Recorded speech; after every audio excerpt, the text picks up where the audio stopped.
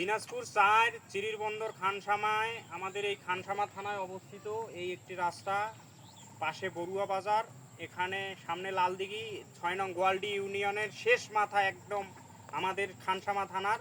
সেইখানে এই একটি রাস্তা এমন পর্যায়ে আছে যেই রাস্তায় এক হাঁটু জল অথবা পানি প্রতিদিন সব সময় থাকে।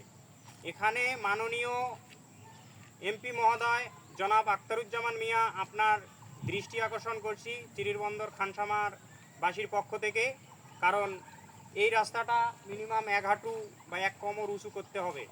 আপনার সদয় দৃষ্টি আকর্ষণ, কারণ আপনি যদি বাজেট না দেন তাহলে এই রাস্তাকে হাজার হাজার মানুষ প্রতিদিন গাড়ি মোটরসাইকেল চলাচল করে।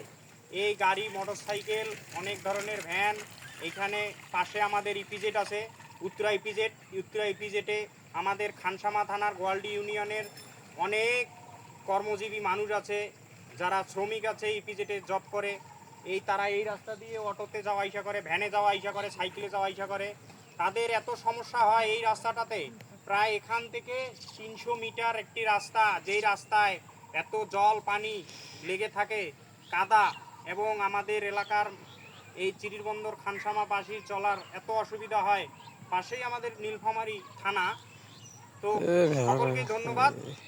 যেন এই রাস্তাটি আমাদের এমপি মহোদয় জনাব আখতারুজ্জামান মিয়া সুদৃষ্টি দেয় আমাদের এই রাস্তাটিতে। ধন্যবাদ।